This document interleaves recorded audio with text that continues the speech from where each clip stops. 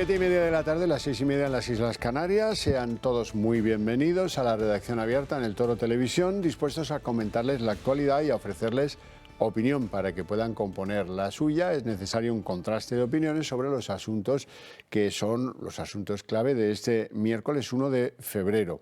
Bueno, fracaso diplomático del gobierno de Sánchez, que se ha plantado en Rabat con 12 ministros. A los de Podemos han dicho que no van, que lo de Marruecos no va con ellos y que el giro copernicano de la política española allí no quieren saber nada de él.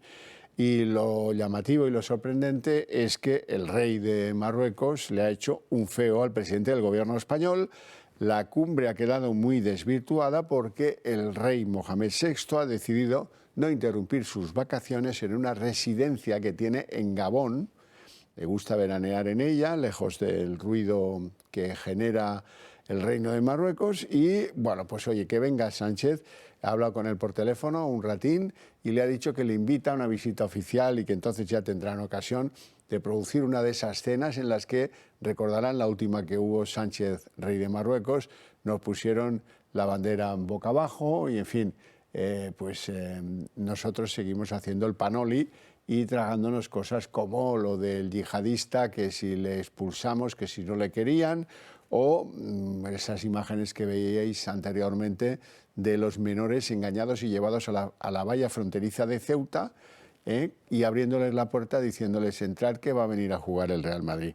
Esas son las cosas que hace Marruecos, por no hablar de que tienen perfectamente controlado cómo se amontonan sus saharianos en el monte Urugú, pero ellos, pues cuando les conviene y les interesa, los mandan a la valla en Melilla, en este caso.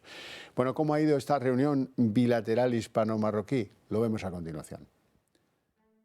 Mohamed VI no recibirá a Sánchez en Rabat. 8 años han tenido que esperar ambos países para reunirse en una nueva cumbre y un encuentro, el del presidente español con el monarca del país vecino, que no se va a producir. Moncloa insiste en que la celebración de la cumbre es una cita fundamental para normalizar las relaciones entre ambos países. Es un país vecino con el que queremos tener una relación de lealtad, de cooperación, de relaciones comerciales, culturales, económicas. Tiene una importancia decisiva para que fortalezcamos esos lazos entre España y Marruecos. Sus socios de Podemos no le acompañan, quienes sí, 12 de sus ministros del PSOE. España intenta blindar estos días una veintena de acuerdos. La colaboración hispano-marroquí en materia de seguridad, lucha antiterrorista y cooperación en materia de inmigración ilegal serán 3 de los principales asuntos que estarán presentes en la reunión. El gobierno se afana en que la recuperación de las relaciones entre ambos países ha permitido reducir en hasta un 31% las llegadas de inmigrantes ilegales a las costas españolas. Insisten en que la colaboración ha permitido detener a casi medio millar de personas con intención de atentar en nuestro país. Un dato que llama la atención después del atentado de Algeciras protagonizado la semana pasada por un joven de 25 años, Yassin Kanja, que Interior insiste tenía una orden de expulsión a Marruecos, petición que ahora Rabat dice nunca llegó. En el escenario de la reunión de alto nivel también estará sobre la mesa la fijación de un calendario para la apertura de las aduanas de Ceuta y Melilla que permitan la reanudación del comercio entre los dos países. Pero en la amplia carpeta de temas de la cumbre se encuentra también la denominada batalla sobre el control del espacio aéreo del territorio saharaui, gestionado a día de hoy por un centro de control de Rabat y de Gran Canaria y que Marruecos reclama para sí. Esta tarde la cumbre arrancará con un foro empresarial que clausurarán Sánchez y su homólogo de Marruecos. El presidente de la COE, Antonio Garamendi, también está invitado, pero no asistirá, alegando motivos personales, justo un día después de que el presidente Sánchez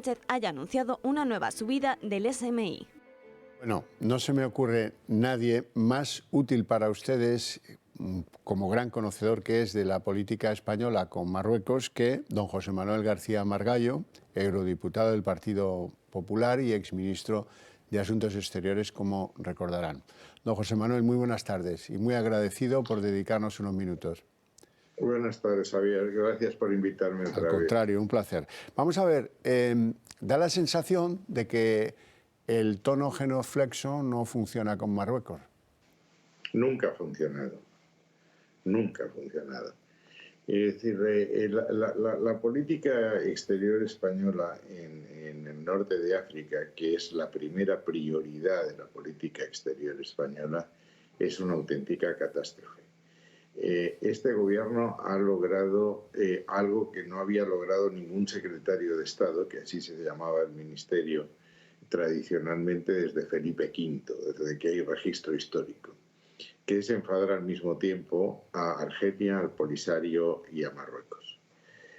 Si recordamos la historia de la política exterior de Sánchez, probablemente el primer hito sea la invitación al secretario general del Frente Polisario para recuperarse de su enfermedad en España. Cosa que se podía haber evitado. Si recuerdan ustedes lo que dijo el gobierno, es que se le invitaba por razones humanitarias, muy loables, pero a esas razones humanitarias se hubiese podido responder a Argelia y al Polisario, que era absolutamente contraproducente el traerlo a España, porque Gali tenía aquí causas judiciales pendientes, y si esas causas se hubiesen llevado hacia adelante hubiésemos tenido un conflicto todavía mayor. Argelia, que ya había mandado un aviso, no había renovado uno de los dos gasoductos que unen Argelia con España. Hay uno que va de Orán a Alicante, Almería, que está funcionando, pero el otro que pasaba por Marruecos fue suspendido. Entonces, yo creo que Sánchez no recibió el mensaje de Argelia, invitó a Gali y eso provocó la irritación enorme en Marruecos, que permitió las fuerzas de seguridad, la gendarmería marroquí miró para otro lado, la entrada masiva de migrantes en Ceuta. No sé si fue por eso o por otra razón, se produce un giro copernicano en la política exterior española respecto al Sáhara, que, como ustedes saben, es el motivo principal de enfrentamiento entre Argelia y Marruecos. Hay una carta en que Sánchez, sin debate en Consejo de Ministros, sin contacto con la oposición y sin discusión en las Cortes españolas, cambia la posición. Si hasta entonces la política exterior española, de todos los gobiernos, de un color y de otro, habíamos mantenido una fórmula, a mi juicio, muy equilibrada. Se habló de una solución justa, duradera, negociada, que reconozca la libre determinación del pueblo saharaui dentro de los principios de Naciones Unidas. Esa era una fórmula canónica que se pactaba siempre con los dos países interesados, con Argelia y con Marruecos. La rompe y va más allá que ningún país del mundo. Hasta entonces Estados Unidos había saludado la propuesta de la autonomía, que era la propuesta de Marruecos, es soberanía marroquí y autonomía del territorio del Sáhara, una posición realista. Francia había hablado de una aportación constructiva cuando se puso encima de la mesa. Sánchez, probablemente porque no domine el lenguaje diplomático, dice que es la más realista, que es desautorizar a todos los demás. Argelia reacciona con una enorme irritación. El resultado hoy es que si el objetivo de toda la Unión Europea era importar menos gas de Rusia, el único país que importa más gas de Rusia es España. ¿Por qué? Porque ha dejado de percibir gas de Argelia.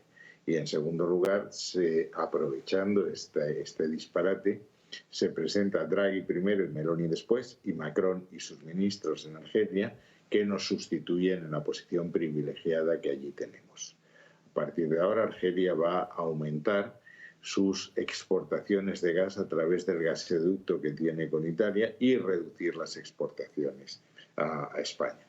Y eso es muy importante porque las reservas de gas de Argelia son masivas y porque Argelia probablemente se conecte con Nigeria y con otras fuentes de gas en África. Y ahora, yo lo advertí, Xavier, el que conozca bien la política de Marruecos, el vasallaje, la subordinación, la humillación, nunca sirven. Eso demuestra una debilidad y la diplomacia marroquí, que es muy buena, huele el miedo. Y todos estos gestos pues no han servido. Yo alguna vez he dicho que España tuvo un protectorado sobre Marruecos hasta 1956 y ahora Marruecos ejerce un protectorado sobre nosotros. Se está colando Telemadrid. Bueno, ¿Sí? Perdón, se está colando. Ahora vale, estamos en línea. Se está colando otra cadena. Cuéntame. Vale. Bueno, estaba contando eso. No, estaba contando pues, de las dificultades de la genuflexión ante la diplomacia marroquí. Eso siempre va mal, ¿eh? Y por eso cuando sí, he seguido esto con natural atención. Yo he sido diputado por Melilla y ministro de Asuntos Exteriores, por tanto el tema, la lectura de la prensa marroquí es para mí obligatoria, ¿no? Bueno, ahora el gobierno está diciendo que el gran éxito es que se van a restablecer las comunicaciones y la circulación de mercancías entre Marruecos y Ceuta y Melilla. Eso no es ningún éxito. Es que hay un acuerdo de asociación Marruecos-Unión Europea, subrayo Unión Europea, que establece una zona de libre circulación y por tanto prohíbe el cierre de esas comunicaciones. Es decir, cuando Marruecos lo cerró, estaba incumpliendo unas obligaciones no solo con España, sino con toda la Unión Europea. Luego, lo que ahora ha hecho es simplemente volver a cumplir con lo pactado, cumplir con lo que estaba obligado, y sabiendo que si no lo hacía se podía meter en un buen lío con Bruselas.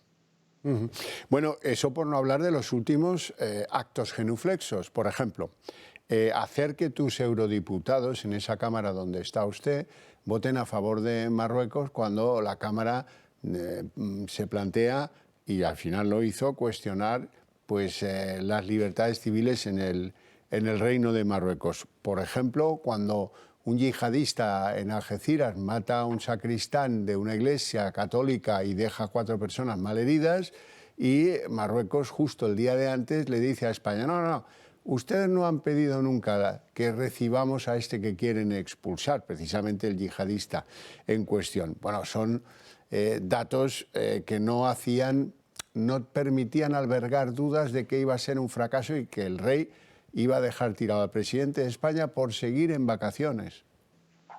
Sí, vamos, esto no se lo hubiesen hecho, estará usted de acuerdo conmigo, a Macron, ni a Meloni, ni desde luego a Biden. Es decir, después de todo lo que ha hecho Sánchez, que es, insisto, un giro copernicano en la política respecto a Marruecos, hombre, lo menos que merecía es que el rey le hubiese pasado la mano por el lomo, no un gesto virtual. Es decir, eso no se hace. Bueno, pues la verdad es que nos quedamos con muy mal sabor de boca. La reunión... Muy mal sabor de boca. Mire, a mí que ya comprenderá usted que, primero, porque soy español de nacimiento, de convicciones y casi de profesión, una humillación al presidente del gobierno de mi país me duele enormemente, ¿no? Y esto está dejando a España a los pies de los caballos en todas partes, ¿sí? Pues sí. En fin, don José Manuel García Margallo, un placer enorme tenerle en el programa, como siempre. Está bien, encantado. Un abrazo muy fuerte y gracias, de verdad. Bueno, pues ya ven esto lo que ha dado de sí la primera cita con los marroquíes en Marruecos, porque el rey ha dejado tirado al presidente de España y ha continuado sus vacaciones en Gabón, porque es que al rey de Marruecos, mira que tiene sitios bonitos, Marruecos, ¿no? Pero le gusta veranear lejos de su país. Ya pueden imaginarse ustedes por qué. Pues porque no quieren que los marroquíes se enteren de cómo vive y de qué amistades le frecuentan o de a qué dedica su tiempo libre. Digo, procurando ser amable y respetuoso. En fin, de ahí nos vamos a Estados Unidos, donde hay noticias que afectan seriamente a Joe Biden. Ha empatado ya con Donald Trump porque resulta que el FBI ha entrado a registrar su domicilio particular. Está en una localidad costera de Delaware, concretamente se llama Rehoboth. ¿Y qué busca el FBI en la casa de veraneo de Joe Biden? Pues documentos clasificados que pudo haberse llevado, como los que tenía en el garaje donde aparca su coche de época, sacados de la Casa Blanca durante su anterior etapa como vicepresidente norteamericano con Obama de presidente, recordarán. Bueno, pues ya ha empatado con Trump. Ahí está su coche, el que guarda en el garaje, y al fondo verán el garaje, y en el garaje también encontraron algunos documentos que Biden se había llevado porque yo lo valgo, ¿verdad? Así es que Estados Unidos va a acabar teniendo un problema con Joe Biden, a mi modo de ver, y cada vez esto se envenena más. y bueno, en fin, su capacidad de defenderse está seriamente mermada. Vamos a hablar no de Estados Unidos, sino de drogas. Vamos a hablar de drogas en España, que es lo que a nosotros nos afecta, porque es un drama. La droga en este país es un verdadero drama. Yo les procuro ilustrar con imágenes, por tanto ciertas, por tanto del día, de lo que sucede de verdad en el mundo de la droga. Nos vamos a ir a Barcelona. Quiero que tomen nota de cómo unos ingeniosos enviaban heroína, 9 kilos, pues empapando unas alfombras que luego se trataban de enviar a Francia. Bueno, un método, pues como ven, ingenioso, artesanal, que demuestra cómo el mundo de la droga no para de darle al coco buscando cómo colarla, cómo moverla y cómo llevarla a sus clientes. Es un negocio formidable y tiene pues todas las vías abiertas en nuestro país. Vamos de Barcelona a un lugar en Toledo en el que han encontrado media tonelada de coca y bueno, ahí y en otros puntos de esta red de tráfico de cocaína que utilizaba como plataforma una empresa de paquetería internacional que tenía redes por Ciudad Real, por Jaén o por Albacete, pues nada, media tonelada de cocaína y, como les digo, 38 detenidos. No, si es que no hay provincia que se libre de todo esto. Lamentable, pero cierto.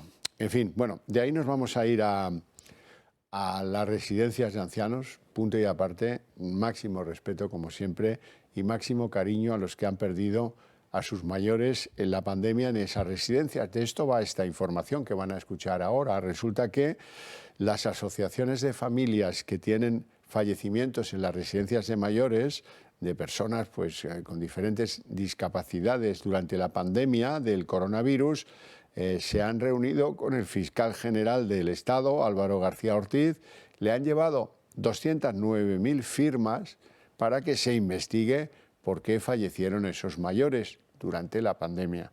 Como saben, responsabilidad última y máxima de ese periodo en las residencias era de un tal Pablo Iglesias. Bueno, y uno de los responsables de las asociaciones que han recogido esas firmas y que las han llevado al fiscal general es Paulino Campos, el portavoz de Redes. Primero queremos que no se vuelvan a producir las condiciones que han sufrido las personas que han fallecido en la residencia, las 35.000 personas, ¿no? En segundo lugar, queremos también que se aplique el derecho, que se aplique también la investigación, que se aplique también la rapidez, ¿no? Y que se apliquen también los medios. Entonces, esto no hemos encontrado, llegamos aquí insatisfechos, llegamos aquí decepcionados y creo que hoy nos vamos con una situación similar. Esto de las residencias también está por todo el país y también nos preocupó y nos preocupa y nos preocupará siempre porque no se ha investigado a fondo. ¿Qué instrucciones recibieron? ¿Qué apoyo técnico recibieron? ¿Qué ayuda recibieron? ¿Cómo les ayudaron desde fuera? Ellos se sellaron, ya lo saben ustedes, que trataron de blindarlas y bueno, y que incluso pues fallecieron algunos trabajadores de esas residencias, no solo ancianos, pero la cuestión es si se les apoyó adecuadamente durante la pandemia o no. Para mí es lo central. Y si les ha actuado luego el gobierno con el respeto adecuado y suficiente con los fallecidos, a los que se lo debemos todo, porque eran jubilados, eran gente mayor, era gente que merecía el respeto unánime de la sociedad española. De la sociedad española lo ha tenido, no me cabe duda. Ahora, del gobierno también lo tuvo, del responsable último de esto, que era Iglesias, lo tuvo, me da a mí que no. Nos vamos a ir a Cataluña, donde hoy se ha cerrado un acuerdo que tenía colgando del hilo a Pere Aragonès, el presidente de la Generalitat de Cataluña. Resulta que el Partido Socialista Catalán, el PSC, comandado por Salvador Illa, les ha echado ese salvavidas al gobierno de la Generalitat de los independentistas, ayudándoles a que se aprueben los presupuestos, la línea de actuación de gasto y de ingreso de la Generalitat catalana. Illa, consciente de, como el niño que se pone pues la venda antes que la herida, ya ha salido a decir, oiga, solo es un acuerdo para los presupuestos, no es un acuerdo de legislatura. ya veremos en qué se acaba convirtiendo. Salvador Illa. Con este acuerdo, con este presupuesto, Cataluña pasa de la inercia a la acción. Se dan las condiciones mínimas, a nuestro juicio al menos, para que Cataluña pase de la inercia a la acción y vuelva a ponerse en marcha. Quiero también ser muy claro diciéndoles que este es un acuerdo muy relevante, pero ¿qué es esto? Un acuerdo puntual muy relevante y que nadie lea en esto otra cosa. Es decir, no es un acuerdo de legislatura. Por ahora. Feijóo, Alberto Núñez Feijóo ha salido pues a quemarlo todo porque acusa al PSC de haber ofrecido un salvavidas a los independentistas. La eliminación del delito de sedición y la rebaja del delito de malversación es una parte del presupuesto que hoy se acredita, y lo tercero es que el PSC ya no es lo que se dijo que era para conseguir muchos votos en Cataluña, ¿no? Que es el partido constitucionalista, sino que el PSC es un partido que da soporte al independentismo catalán. Y eso lo que acredita es que el PSC va a seguir gobernando con Esquerra Republicana en todos los ayuntamientos, en todas las diputaciones. Bueno, y parece que se anima en Valencia el caso Azud, una cosa muy grosera. Yo te doy contratos y tú me financias al partido. Eso es lo que parece de lo que por ahora vamos sabiendo del caso Azud y sus vinculaciones con los socialistas valencianos. Nos lo cuenta Gabriel Serrano. El caso Azud continúa salpicando a entidades y políticos implicados en el caso de corrupción. Ahora, la ya conocida empresa Kronosports, la cual trabajó para 2 campañas investigadas en Azud, habría recibido 200.000 euros por parte de la Generalitat en calidad de ayuda.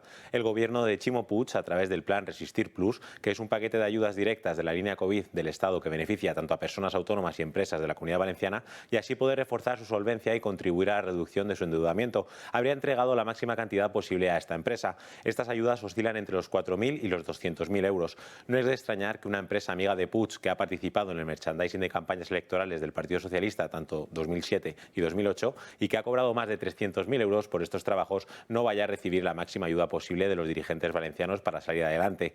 ¿Qué haría Ximo Puig sin ellos? Pues tendría que buscarse a otros para hacer el trabajo y pagarles de una manera lícita. E igual eso pues no va con la línea del partido. Bueno, pues hay que añadir a la información sobre este caso que va emergiendo, el caso Azud, en Valencia, que el Partido Popular de Valencia está exigiendo ya una comisión de investigación en el Senado para ver posibles irregularidades o comportamiento desleal de formaciones políticas que acudían a elecciones dopadas por el dinero de la Azud. Y de ahí nos vamos a una reflexión que me parece muy interesante sobre los precios del sector de la alimentación y el irresponsable impuesto sobre el plástico. Nos la ofrece Borja García. La semana pasada asistimos atónitos a un hecho sin precedentes en la democracia española. Ver cómo una ministra, en concreto la de Asuntos Sociales, Yone Belarra, acababa atacando personal y directamente a un empresario, Juan Roig, presidente de Mercadona, sin aportar siquiera ni un solo dato que respaldara sus acusaciones. No es la primera vez que Podemos ataca a este sector, llegando incluso a pedir que se intervenga el mercado. El PSOE intentó apagar el incendio al mismo tiempo que se desmarcaba de los insultos de Belarra. Sin embargo, todo forma parte de una mera formalidad, porque en la práctica, tanto Podemos como el Partido Socialista han aprobado una serie de medidas que perjudican y mucho a este sector. La más reciente es el impuesto especial sobre los envases de plástico no reutilizables.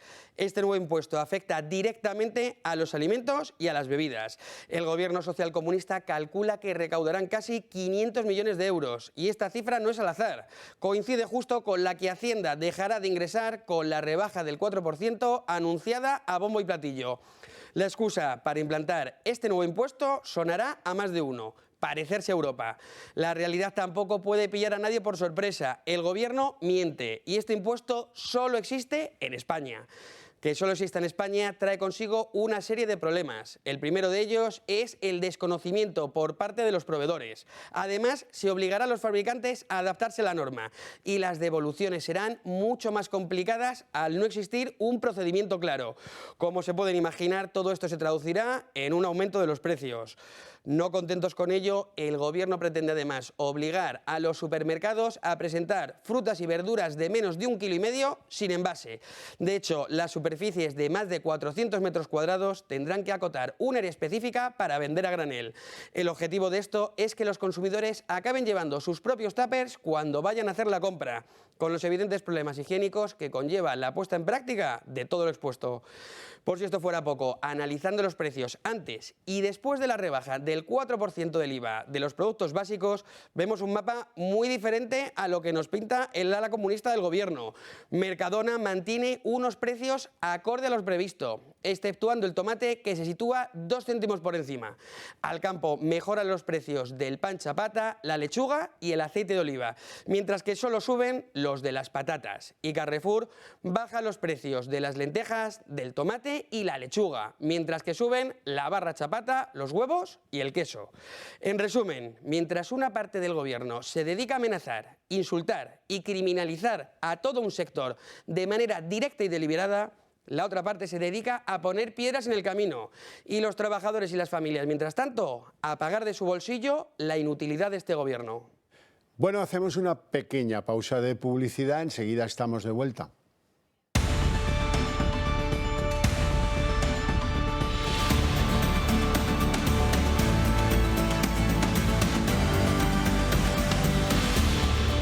Como cada semana, el Club de Amigos os informa de las actividades más próximas que tiene preparadas para vosotros. El miércoles 8 de febrero a las 7 de la tarde comienza el recorrido por los castillos españoles. La primera parada son los castillos de Valladolid y de León, con Mar Cristóbal. Hablará sobre su construcción, su estructura, su historia y el por qué y para qué se construyeron. El viernes 10 de febrero a las 10 de la mañana os espera el Teatro Real de Madrid para recorrer sus diferentes estancias, observar la estructura del edificio, la decoración de los espacios públicos, conocer el funcionamiento de un teatro de ópera y muchas curiosidades que en él se alojan.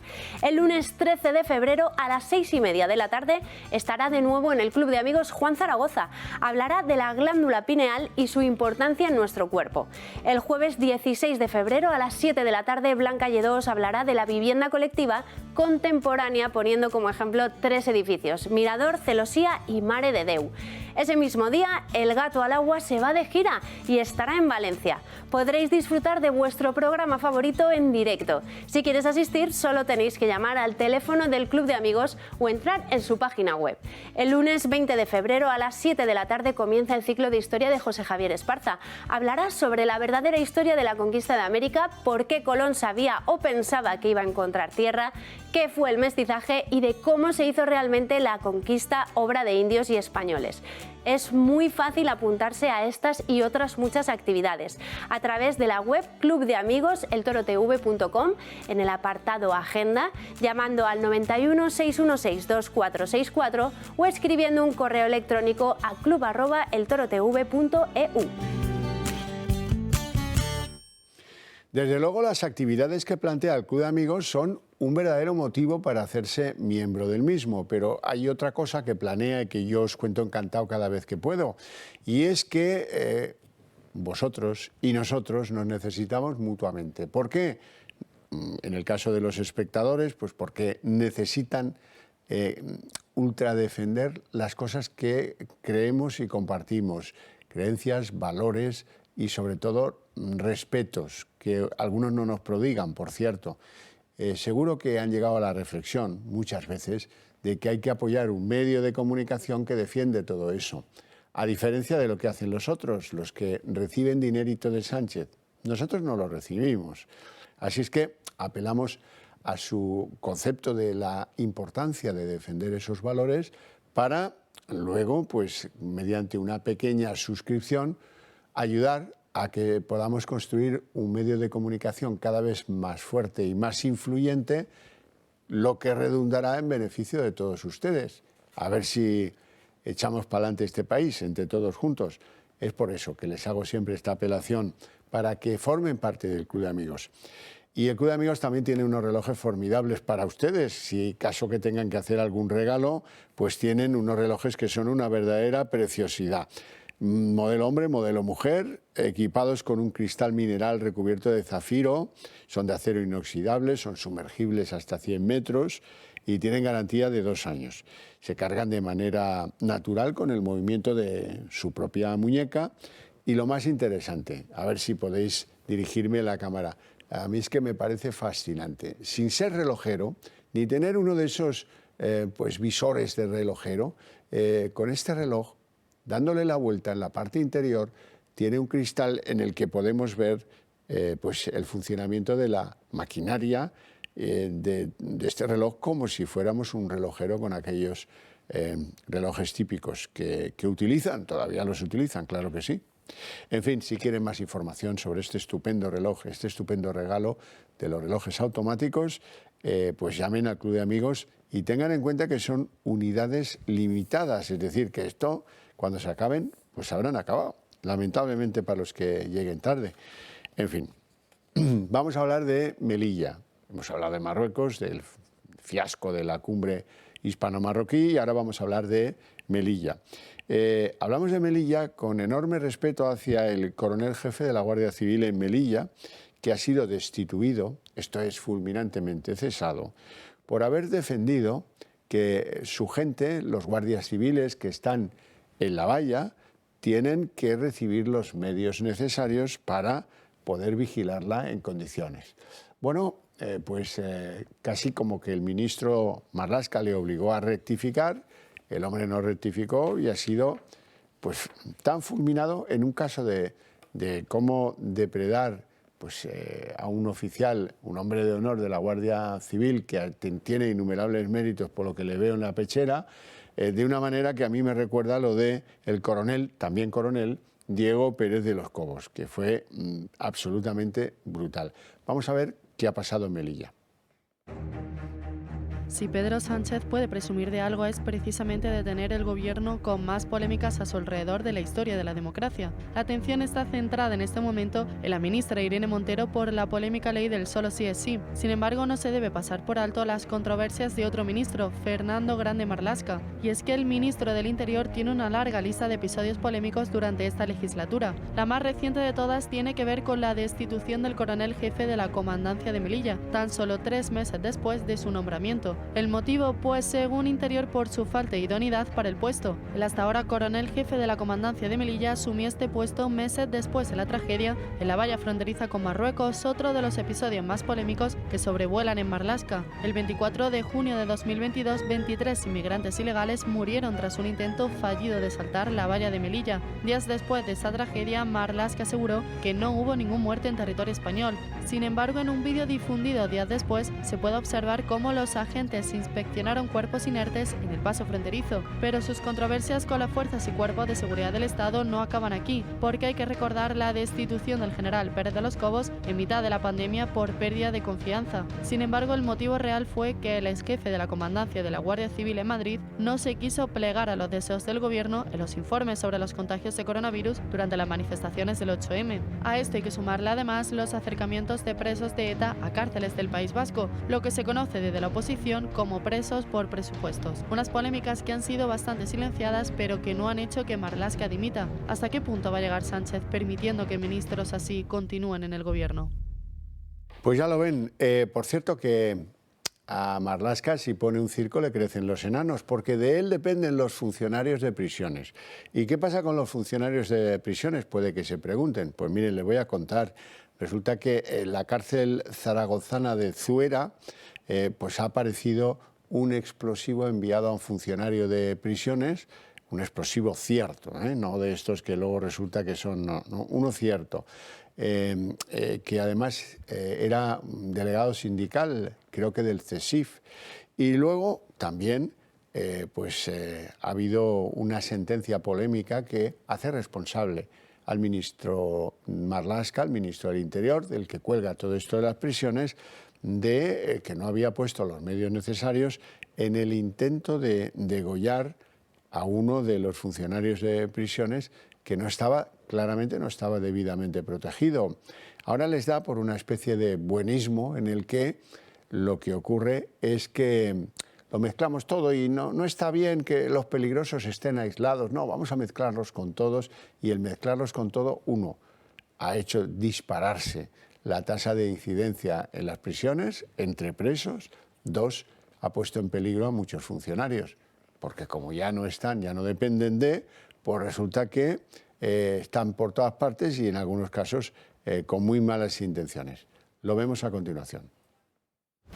Las agresiones a los funcionarios de prisiones por parte de los reclusos parece ser un tema tabú, ya que se producen muchas durante el año, pero no se actúa como es debido ante estos hechos por parte de los mandatarios. En 2022, según datos oficiales, se han producido 410 agresiones. La reciente noticia recibida por los centros penitenciarios, en la que un funcionario de prisiones de Zaragoza, de la cárcel de Zuera, y miembro de la Central Sindical de Funcionarios, recibió un paquete en la sede del sindicato, y al llevarlo al centro penitenciario y pasarlo por el escáner, se ha detectado que era un paquete explosivo. Los TEDx actuaron haciéndolo explosionar. Hace apenas 2 semanas hubo otro caso de agresión en la cárcel de Las Palmas. Un interno ingirió cuchillas de afeitar y unas pilas. Durante su traslado al médico atacó a un funcionario, propinándole lesiones en las manos. Con las referencias oficiales en cuanto a agresiones durante 2022, la cárcel de Madrid es la más peligrosa con 18 agresiones, y con una menos se encuentra la cárcel situada en Sevilla. Cádiz registró un total de 15 agresiones, y como en la anteriormente mencionada, en Las Palmas 2 se registraron 13 ataques a funcionarios, y en la situada en Algeciras 11. Los sindicatos trabajan para revertir la situación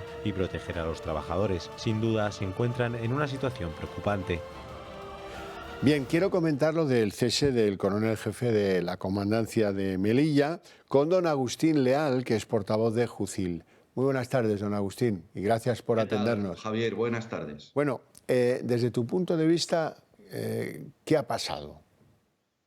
Bueno, pues antes hiciste el símil con el cese del coronel de los Cobos, ¿no? Es parecido. Han cesado a nuestro coronel en Melilla por intentar mejorar su trabajo, por cumplir con su labor y con su responsabilidad como jefe de la comandancia. Le cesan a raíz de que solicita al Ministerio del Interior pues un protocolo de actuación para nuestros compañeros que protegen la integridad territorial, la legislación española y nuestra frontera sur en la ciudad autónoma. Por otra parte, parece ser, haciéndonos eco de lo que publica algún medio también y que nos consta, es que le piden que abra expedientes a varios guardias civiles por los sucesos del 24J del verano pasado, ¿no? Cuando la Fiscalía simplemente pues, ha dicho que no ve... Los que conocemos como incidentes de la valla de Melilla con la muerte de 20 y tantas personas, ¿no? Eso es. Él se niega a abrir esos expedientes aduciendo que lo que él observa es un atentado contra agentes de la autoridad, porque nuestros compañeros son atacados con piedras, con palos. Os recuerdo que hubo 54 agentes heridos. Y en cualquier parte de España, si tú atacas a un policía, a un guardia civil, le tiras piedras, le intentas clavar un garfio, eso es un atentado contra agente de la autoridad según nuestro Código Penal, y eso obliga a detenerte y a presentarte ante la autoridad judicial competente. Pues bien, con estos inmigrantes violentos que violaron nuestra frontera por la fuerza, agrediendo a los guardias civiles, no hubo ninguna detención. No se aplicó la ley. Pues él se niega a abrir esos expedientes cuando a los que cometen el delito simplemente no han sido ni detenidos ni castigados, sino más bien premiados por forzar de manera violenta nuestra frontera con una solicitud de asilo que una vez, aunque no esté concedida, una vez que está tramitada la solicitud, pues pueden circular abiertamente por todo el territorio Schengen. Por eso le cesan. Es decir, el ministro del Interior odia que le lleven la contraria. Él tiene una idea preconcebida, le convendría, por lo que fuera, dar un escarmiento a algunos agentes que están custodiando la valla. Este mando de la Guardia Civil dice que no, que mándeme usted un protocolo, esto que han hecho es lo correcto, se solidariza de algún modo con ellos. Este hombre, este mando de la Guardia Civil, llega a la valla de Melilla cuando ese incidente ya se ha producido, por lo tanto tiene el criterio de un oficial de alto rango y además experiencia, y además pues habrá investigado si procedía o no a abrir esos expedientes. Considera que no. Y Marlaska no soporta que tenga ideas propias. Que sean fundadas o no es lo de menos. Le ha desobedecido y por eso le cesa. ¿Lo cuento bien o parecido?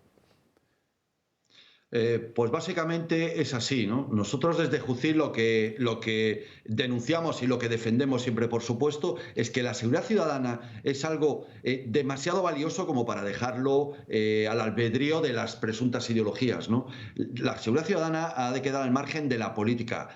Los políticos, quienes nos gobiernan, sean de un signo u otro, no voy a entrar en ideologías. Lo único que tienen que hacer es dotar a las fuerzas de seguridad del Estado de los medios, tanto humanos como materiales, y que se les respalde una legislación acorde a las amenazas que que vemos en el día a día, en este siglo XXI, los grandes retos delincuenciales, para poder abordarlos y afrontarlos con garantías de que se salvaguarda tanto nuestra legislación como la seguridad de nuestros compatriotas, ¿no? La seguridad ciudadana ha de quedar al margen de luchas y sainetes políticos, que es lo que estamos viendo. El coronel ha cumplido con su deber como un gran profesional y por eso este cese encubierto, ¿no? Porque no deja de ser un cese encubierto, no le llaman cese desde el Ministerio, ¿no? Al igual que el caso del coronel de Los Cobos tampoco le llamaron cese, ¿no? Fue algo así como pérdida de confianza o reestructuración de nuevos equipos, ¿no? Es así, cuando la ideología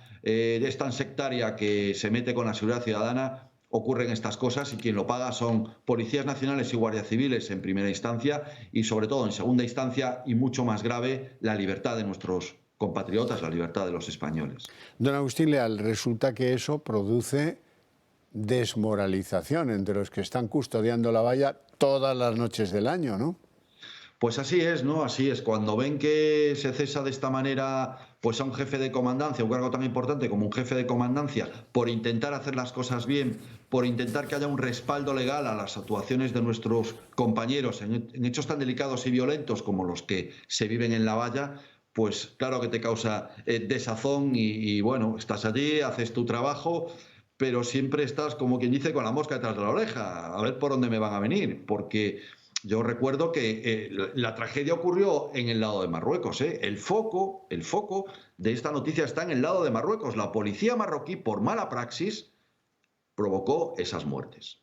Los primeros culpables son las mafias de tráfico de personas, los que intentan saltar la valla de manera ilegal y violenta, y luego la policía marroquí, que no está preparada para ese tipo de intervenciones, y fue lo que provocó esa estampida. Bueno, pues no interesa airear todo esto porque hay una cumbre en Marruecos de nuestro gobierno y da la sensación, si a circunstancias como estas, a actos como el de este cese, ves todo el material y dinero que se le está dando a Marruecos para que luche contra la inmigración ilegal y que no lo hace como necesitamos, o sea, al final estamos pagando mercenarios porque ese dinero y esos medios desde todoterrenos de última generación, material antidisturbios, cámaras térmicas, emisoras de radio, que se le está dotando a Marruecos, eso es lo que necesitan nuestros compañeros para proteger la valla, ¿no? Pues al no interesar, llegas a plantearte en algún momento dado, dice, bueno, ¿esta administración trabaja para la seguridad de los españoles o trabaja para el gobierno de Marruecos? ¿Estamos pagando mercenarios para que protejan nuestras fronteras? Sí, sí. Y luego ese incidente de la valla, triste incidente, porque perdieron la vida 20 y tantas personas, y eso hay que lamentarlo siempre. Eso va lo primero. Pero puso al clareo una situación en la que los que tenían que custodiar la valla desde el lado español, en el fragmento de valla en el que se produjeron todos esos incidentes, eran apenas 5 hombres de la Guardia Civil. Creo que eran un cabo y 4, ¿no?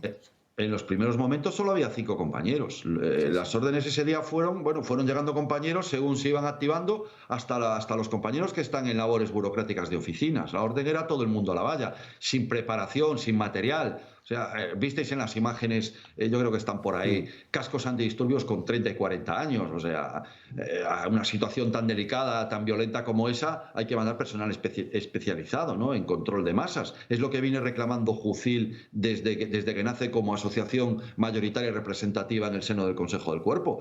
200 agentes preparados con material antidisturbios y correctamente entrenados para afrontar estos retos. Y sobre todo, que se aplique la legislación, que la hay, legislación tanto nacional como supranacional de la Unión Europea para evitar esto, para provocar devoluciones en caliente, por ejemplo, están autorizadas por el Tribunal Constitucional. Lo hacen muchos países de nuestro entorno. Polonia, en la crisis migratoria con Bielorrusia, hizo devoluciones en caliente. No hay que tener ningún complejo por aplicar la ley. Esto es un acto de violencia hacia la soberanía de una nación, hacia la libertad y contra la legislación. El mejor muro, la mejor valla de contención contra la inmigración ilegal es aplicar esa legislación. Tú no puedes mandar el mensaje de que si atraviesas la frontera por un punto no habilitado, de manera agrediendo a los guardias civiles, te vas a quedar en la Unión Europea. Porque es el mensaje que están dando. Al tramitar los visados de asilo,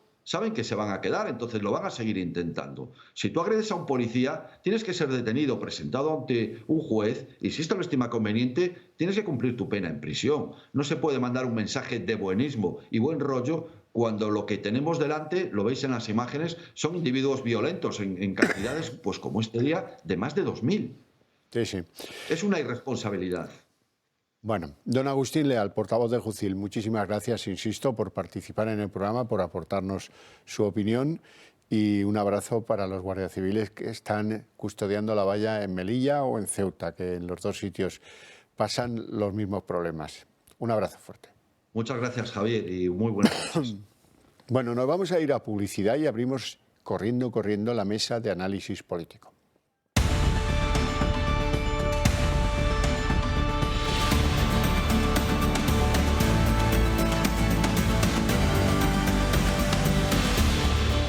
...19 minutos pasan de las 8 de la tarde... ...momento en el que abrimos la mesa de análisis político... ...con dos invitados que les presento a continuación... ...don Sergio Bravezo, diputado del Partido Popular en la Asamblea de Madrid. Muy buenas tardes. Muy buenas tardes. Con mucho más clima y más optimismo, ¿no? Oh, totalmente clavado. Más clima no, más temperatura. ¿Qué digo yo? Clima. Parezco un tonto de esos del cambio climático. No quisiera, ¿verdad? Don José Rossinyol, analista político y expresidente de Sociedad Civil Catalana. Muy buenas. Muy buenas tardes. Hacía tiempo que no le veía. Hace un rato, porque la semana pasada... echaba de menos. Ciertamente, tengo problemas gastrointestinales, como media Madrid. Pero entonces usted desmiente que sea el negociador de Begoña Villacís para entrar en el PP. Gracias a Dios, no lo soy, no lo soy. Tan malo no sería nunca, ¿no? Si no me pasaría mucho. Vale, entendido. Bueno, vamos a hablar en serio, luego tocaremos el asunto Villacís, pero poquito, ¿eh? Tocaremos poquito. No sé de qué se ríe usted. Vamos, usted sabe como pocos que yo soy amigo de Begoña Villacís, que la he tenido en mis programas desde hace 15 años, cuando no estaba en política, cuando era una abogada de aquello de reclamación de aquella compañía. Legalitas, correcto. Y que, bueno, pues le tengo simpatía, ha hecho cosas bien y en política y cosas mal, y va a tener un muy triste final porque alguien la ha aconsejado mal. Yo creo que hasta incluso han jugado como con el ovillo, ¿sabes? Con los gatos cuando juegan con un ovillo, pim, pam, se lo van pasando entre las afiladas uñas de la una a la otra y al final la han triturado. Pero bueno, consejos vendo y para mí no tengo, que decía aquel, el clásico. Bueno, vamos a empezar por lo serio. Lo serio es el portazo descomunal del rey de Marruecos. Personaje total. Pero claro, es que tiene que saber que el rey de Marruecos en Marruecos lo manda todo. La alineación de la selección marroquí, también. Lo que quieran, es el dueño. No es que sea solo el rey y el gran garante de la fe, musulmana, por supuesto. No, es que es el amo en el sentido medieval del término. Y por lo tanto, pone a los ministros, les dice cuánto tienen que gastar, qué tienen que hacer y qué no tienen que hacer, instrumenta toda la labor de lobby del gobierno marroquí y tiene a unos tíos cancerberos con cara de perro al frente de la seguridad del Estado, con unos servicios secretos que son no duros, no, 10 veces más que duros, a los que, por cierto, el Parlamento Europeo les ha echado el alto por falta de respeto con las libertades personales de la gente y de los marroquíes, ¿no? Bueno, Sánchez se lo ha comido todo. Se comió el Pegasus, el espionaje hecho probablemente por Marruecos. Se probó que Marruecos había comprado el programa a una empresa israelí, de su móvil privado. ¿Qué no habría allí y qué no sabrán en Marruecos que torció el brazo con lo del Sáhara, que luego se ha comido lo del yihadista de Algeciras de una manera absolutamente... Vamos, España dice que no le expulsó porque Marruecos no le admitía, eso es una versión, pero los marroquíes tienen que dar una versión contraria, decir que España no lo había expulsado y que ellos no sabían nada. Bueno, eso nos olvidaríamos de 30 afrentas, como ponerle la bandera boca abajo la última vez que cenó con el rey. ¿Os acordáis, no? O bueno, 1000 cosas que están sucediendo. Vamos a ver, con un país que lleva a 11.000 niños a la frontera de Ceuta y les dice, que va a jugar el Madrid, ya os abrimos la puerta, y le crea un problema a la comunidad autónoma de Ceuta como el que crearon. Con un país que juega con las mafias estas de tráfico de personas, porque si los gendarmes marroquíes no quieren, en patera no se sube nadie. Pero vamos, que menuda dictadura es, como para hacer lo que quieran. Bueno, la cuestión es que el fracaso de la diplomacia de Sánchez lleva un mes, vamos, entre lo de la ley del sí es sí y ahora el fracaso en Marruecos, esto es extraordinario. Es que decías que el rey de Marruecos lo manda todo en Marruecos. Todo. Y por lo que parece, empieza a mandar casi todo en España. Porque estamos, él levanta la mano y el otro levanta la mano, ¿sabes? Es como si fuese un guiñol, ¿sabes? Levanta, habla, el tío habla, ven, el tío va. Una marioneta. Como una marioneta, un guiñol. Guiñol es en catalán. Perdón, una marioneta. No, es que realmente el tema... Le ha quedado una frase redonda, no me la estropeo. Perdón. El tema es tan preocupante es que parece un choteo.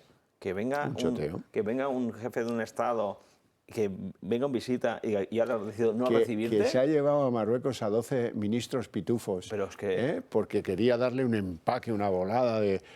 Bueno, porque nos deben algo. La última yo sabía que se me olvidaba algo, hombre, en el Parlamento Europeo, cuando los eurodiputados reciben una llamada de Moncloa y de forma vergonzante rompen la disciplina de voto del Grupo Socialista en el Parlamento Europeo para votar a favor de Marruecos. Es que qué impresión damos a los socios europeos. Sí. Hay justamente que decir que la votación que se hacía en el Parlamento Europeo era para exigir a Marruecos libertad de expresión. Un comportamiento democrático. Exacto, que los periodistas que estaban siendo encarcelados salieran y tuvieran esos derechos de libertad de expresión propios de cualquier ciudadano. Y el Partido Socialista votó en contra de esa proposición en el Parlamento Europeo porque quería salvar la cumbre que iba a tener estos días, hoy.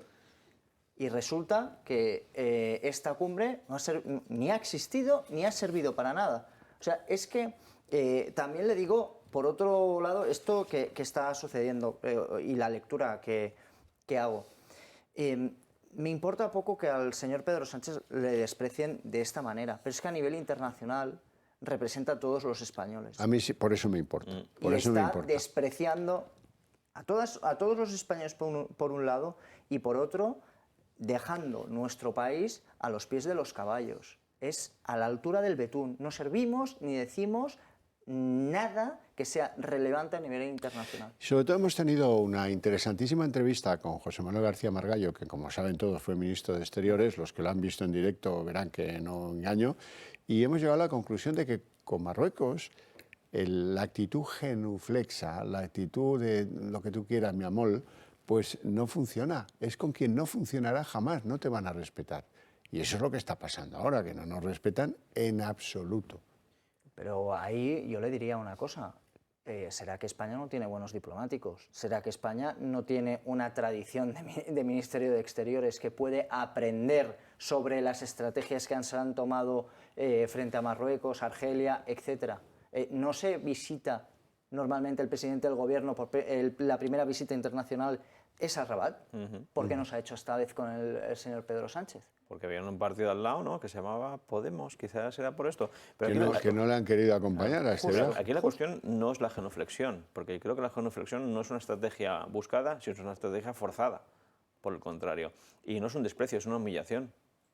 Es distinto, muy distinto. El rey de Marruecos ha humillado a nuestro presidente del gobierno porque sabe que puede humillarlo. Es un mensaje internacional. El rey de Marruecos es un sátrapa que ya no puede ir a París, que era donde le gustaba vivir buena parte del año, con algunos amigos un tanto raros, francamente. Porque, como en París hay muchas libertades, le pillaban en fotos con unos tíos raretes y eso ya pues daba mucho que hablar. Entonces se ha hecho una residencia de verano en Gabón, que era donde estaba ahora, y habrá pensado, bueno, para ver al pesado el español pesado que hace lo que yo le mando, no hace falta que pille un avión y me vaya a Rabat, qué incomodidad, me quedo aquí en la piscina de mi residencia de vacaciones y ya está. Compromiso ninguno. Esto es una cosa que tendrían que haber visto. Estoy seguro que los diplomáticos españoles, a los que respeto profundamente, habrán mandado a su ministerio notas diciendo, ojo que este no viene, ojo que no va a ir, ojo que... Vamos, lo que pasa es que el otro, pues como va muy pagado de sí mismo, pero debió pensar en algún momento, cuando no pensaba en la ley del solo sí es sí, debió pensar que a mí no me la va a hacer, porque yo soy Pedro Antonio José. ¿Cómo me va a hacer el rey de Marruecos a mí este feo? El rey de Marruecos pues maneja su país como un verdadero sátrapa. Lo tiene arrasado económicamente. Se lleva de todo. Y además, pues como les decía antes, tiene unos servicios de seguridad, policíacos, de investigación, etcétera, etcétera, muy duros, muy crueles, en fin, y muy urdidores, que les gusta mucho. Esto de que hay que ser malo para coger a la juventud de tu propio país y enchufársela a los de Ceuta por una valla, y muchos nadando, a riesgo de perecer. Y a riesgo de quedar aislados de sus familias y de sus padres en un territorio donde los van a llevar a un centro de menas, ¿vale? Ceuta. Hay que ser muy malo, muy cruel, e importarte muy poco esos jóvenes nacionales marroquíes. Pues eso es Marruecos. Bueno, claro, ¿me permites? ¿cómo Pero no? hay un tema en la ecuación que es Francia. En Francia, en el Eliseo, se están riendo a carcajadas de nosotros. ¿Vosotros creéis que si el presidente de Francia va a una visita de Estado a Marruecos lo va a hacer? Por supuesto que no. Es que al final nos están dejando a la altura del betún. A nivel internacional, nuestro presidente Pedro Sánchez, está dejándonos a la altura del betún. Imagínate cuando vayamos a un foro internacional a defender que Marruecos, no sé cuántos, se van a reír en su cara, se ríen en nuestra cara, ¿sabes? Y el rey de Marruecos está humillando a Pedro Sánchez y a nuestro país.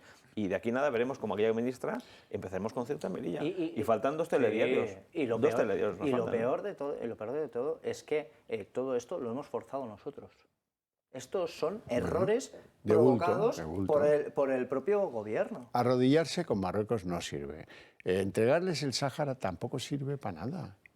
Ha obtenido Sánchez una contrapartida diciendo, vale, si nos habéis entregado el Sáhara, aquí os mandamos un escrito en el que reconocemos, el rey reconoce la españolidad de Ceuta y Melilla.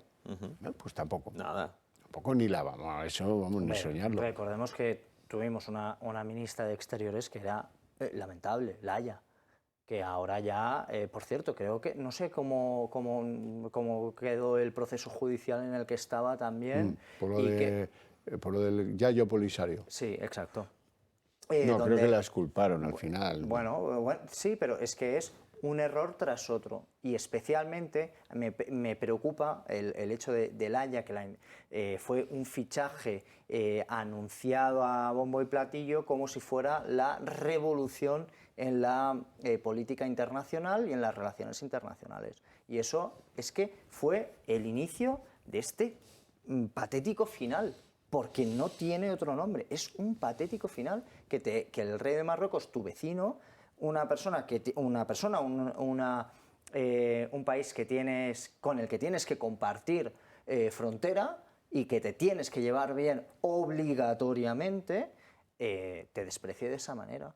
Es que, claro, y asumo lo que comentabas, humillación, no solamente desprecio, humillación y que se vea y que se note. Pero fijaos una cosa, es cierto que tienes que llevarte bien con tus vecinos, por supuesto, la buena vecindad... Dentro de lo posible. De lo posible, pero claro, también tu vecino tiene que saber que si te metes en tu casa sin tu permiso, se va a llevar un bofetón. Y esto no ocurre. Aquí nos meten a 11.000 pobres chavales, que eso es una estrategia híbrida de la zona gris, que tanto le gusta a Putin. ¿Y cuál ha sido nuestra respuesta? Ninguna. ¿Qué amenaza le podemos hacer nosotros a Marruecos desde una zona gris? ¿Alguien ha pensado algún tipo de amenaza? Oye, hasta aquí, esta es la línea roja. Nos llevamos bien, por supuesto. Es un país amigo, por supuesto. Yo espero que Marruecos le vaya bien a los ciudadanos marroquíes, por supuesto, como cualquier ciudadano. Pero oiga, los estados se valen por su capacidad de disuasión. ¿Pero qué capacidad de disuasión tenemos en España con esta tropa? Pero es que no solo es Pedro Sánchez, es que es Podemos que está al lado. ¿En serio que Podemos? Que tú miras el triángulo entre Podemos, el separatismo y Marruecos y el tema de Pegasus. O sea, yo soy un tío limitado, pero hay pistas que hay cosas extrañas detrás, que se utilizan los vectores de desavenencias de nuestra democracia para erosionar a nuestras instituciones. Y por un lado, con la connivencia de una parte del gobierno o de una parte del gobierno, que están interesados en ese tipo de cosas. Mirad lo que le ha pasado al pobre coronel jefe de la comandancia militar de Melilla, que llega allí cuando ya se han producido los incidentes y le exigen que abra expediente a los guardias civiles que estaban cerca, por si acaso, para cubrir al ministro, para que el ministro, si le llega alguna repercusión de la actuación policial española, diga, no, esos agentes ya fueron sancionados. Es esto de lo que estamos hablando. Ese hombre llega allí, a Melilla, se informa es un hombre pues, de honor, que no quiere hacer cosas injustas porque se lo mande el ministro, llega a la conclusión de que falta un protocolo, de que los agentes han actuado bien, lo que sea, y que no le da la gana sancionarlos. Uy, llevarle la contraria al ministro del bulo en el culo, madre del amor hermoso, pues lo ha cesado. Lo ha cesado, porque se le salía un poco respondón, como persona responsable de una serie de hombres que se pasan el día y la noche defendiendo la valla, defendiéndonos a nosotros, y que pedía un poco de comprensión, un poquito de medios y un poquito de aumentar su efectividad en el control de su cometido, que es la valla. Y bueno, pues paga la no obediencia al ministro. El caso Pérez de los Cobos, pero una vez más. Y ahora, por cierto, vamos a tener que retirar los Leopard que están en Ceuta y en Melilla para llevarlos a Ucrania. Sí, hoy hemos mandado desde el puerto de Bilbao es increíble, ¿eh? unos TOAS. Los TOAS eran viejos cuando yo hice la mili. Sí, señor. No digo más. ¿Y dónde estaban esos TOAS prestando servicio? No, en el mismo hangar de Casetas, Zaragoza, donde tienen desmontados los Leopard. Los TOAS no hace falta desmontarlos, ya se caen solos, de viejos. Y además que es como mantequilla. De verdad. Pues con una K-47 los atraviesa. ¿Qué me dices? Bueno, pues sí, hombre, claro. Si no son blindados, los TOAS son vehículos de transporte. Siempre de transporte, y tampoco tienen ni siquiera armamento defensivo. O sea, están los chavales dentro y si ve un tío con una K-47, con una ametralladora, una PK rusa, y lo atraviesa. Sí, sí. Pero seguro, ¿eh? Esto es que estamos hablando, son de los años 60, si mal no me equivoco, estos vehículos, 50, 60, se desarrollaron, en Vietnam fue un desastre, y imagínate ahora en Ucrania. Y los Leopard parece ser que son los de Zaragoza. Y por ahora estamos reparando entre 4 y 5 unidades. La guerra de Ucrania va a cambiar 4 o 5 ¿Usted cree que de los 300 que hay en Zaragoza podremos sacar 5 y mandarlos, aunque sea en barco, a Ucrania? Piezas. Yo creo que vamos a dar piezas, como si fuese un rompecabezas. Y que los monten ellos. Lo que yo no sé, porque no tenemos coraje de decir, oye, pues cogemos un batallón, tampoco mucho más, un batallón de Leopard E, que hay uno en Melilla y otro en Ceuta. Y se envían, porque son de los mejores del mundo. Mañana por la mañana. Lo que pasa es que España, dejas desguarnecida ese era el problema que la defensa de Melilla o de Ceuta. Claro, pero ese es el problema. Si me permitís, sí. Yo cojo de Ceuta y Melilla, los de Península, una parte los envío a Ceuta y Melilla, esto es Ucrania, y empiezo a comprar el futuro carro de combate español. ¿Estamos de acuerdo? Es lo que están haciendo todos los países del mundo. Claro. No, pero nosotros estamos tomando la defensa como una broma. Como que este aspecto de Podemos, de Gabezo, que no ¿qué decía este Sánchez antes de ser presidente del gobierno? Quería retirar y cancelar el Ministerio de Defensa. Cerrarlo. Cerrarlo, sí. Porque no creen en él, evidentemente. Luego llevó a María Margarita. A María Margarita, que bueno, pues al final va a acabar entendiendo de la materia. Pero a María Margarita le importa una higa todo lo que pasa allí. Era la viceministra de Belloc, con María Teresa Fernández de la Bogue. ¿Qué? Tenemos memoria. Y eso es lo más, durante mucho tiempo, ha sido la más valorada, la que pensaban que plantaba cara a Podemos. Es tomarse en broma la defensa de una nación. Si hay dos patas fundamentales dentro de un Estado, es justicia y seguridad. Dentro de la seguridad está la defensa, la diplomacia, etcétera, etcétera. Eso se lo han tomado a coña. Literalmente como todo lo demás, querido, como todo lo demás. Porque, perdón. No, disculpa, no quería interrumpir. Yo, si me permites ver un poco el espacio de análisis de la defensa, eso es cierto que en España tenemos un problema enorme desde decenios, tenemos un problema enorme con este gobierno que, sobre todo Podemos, no cree en el ejército, si no es el ejército rojo. Claro, si fuese el rojo, ya te digo que creería, pero a pies juntillas. Pero el problema es que Europa, especialmente, se ha pensado que veríamos eternamente la paz perpetua, que decía Kant. Y era mentira. Hace 2 años antes de la guerra de Ucrania, el jefe del Estado Mayor francés dijo: Francia tiene para 2 semanas para una guerra de alta intensidad. Y todos los países estamos igual. Nos hemos pensado, es igual que cuando los romanos, el Imperio Romano, empezaron a entrar a los godos, estaban las legiones así, digamos, orondas, porque hacía 100 y pico años que no había guerra. Cuando menos te lo esperas, tienes un problema gordo y ya te es difícil reaccionar. Claro, pero esto es todo Europa. Nos hemos pensado que esto sería todo ir a las misiones de paz, a rescatar a un Pero pasa con todo. ¿Quién tiene más industria farmacéutica en el mundo? Europa. Más que Japón, más que Estados Unidos. Vale. Y ahora resulta que no hay penicilina. ¿Pero qué me cuentan?